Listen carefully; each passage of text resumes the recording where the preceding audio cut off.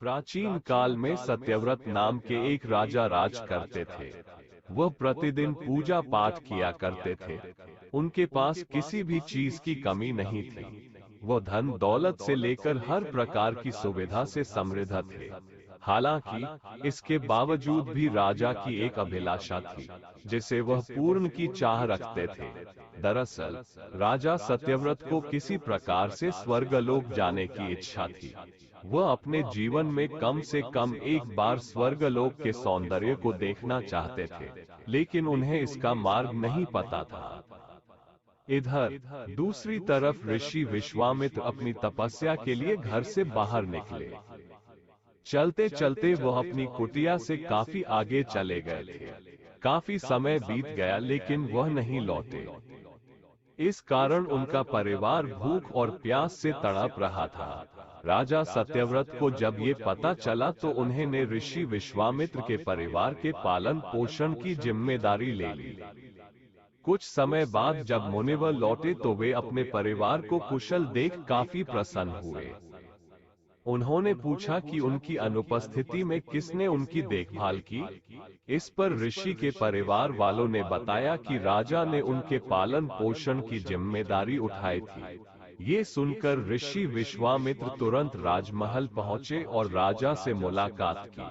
वहां पहुंचकर उन्होंने सबसे पहले महाराज को धन्यवाद कहा।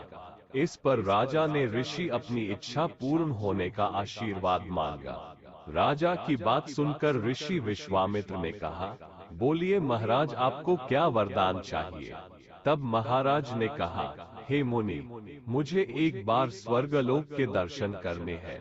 कृपया करके मुझे वहां जाने का वरदान दें। राजा की प्रार्थना सुनकर ऋषि विश्वामित्र ने एक ऐसा रास्ता बनाया जो स्वर्गलोक की ओर जाता था। ये देख राजा सत्यव्रत बहुत खुश हुए। वो तुरंत उस रास्ते पर चल पड़े और स्वर्गलोक पहुंच गए। यहाँ पहुंचते ही इंद्रदेव ने उन्हें नीचे धक्का दे दिया, जिसके कारण वो सीधे धरती पर जा गिरे। राजा ने सत्यव्रत ने तुरंत सारी घटना ऋषि विश्वामित्र बताई। राज की बात सुनकर ऋषि विश्वामित्र गुस्से से आग बबूला हो उठे। उन्होंने तुरंत सभी देवताओं से इस बारे में बात की और इस समस्या का हल निकाला, जिसके बाद राजा के लिए एक नया स्वर्गलोक बनाया गया। नए स्वर्गलोक को पृथ्वी और देवताओं के स्वर्गलोक के बीचों बीच स्थापित किया गया था, ताकि किसी को परेशानी ना हो। नए स्वर्गलोक से राजा सत्यव्रत तो बहुत खुश हुए, लेकिन विश्वामित्र को एक चिंता लगातार सता रही थी। उन्हें डर था कि नया स्वर्गलोक कहीं जोरदार हवा के कारण गिर न पड़े। अगर ऐसा होगा तो राजा सत्यव्रत दोबारा से धरती पर जा गिरेंगे। काफी सोच विचार के बाद ऋषि विश्वामित्र को एक उपाय सूझा। उन्होंने नए स्वर्गलोक के नीचे एक बहुत लंबा खंभा लगा दिया, ताकि उसे सहारा मिल सके।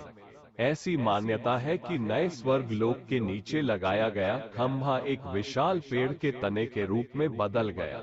यही नहीं, कुछ समय पश्चात जब राजा सत्यव्रत की मृत्यु हुई तो उनका सिर एक पल में तब्दील हो गया।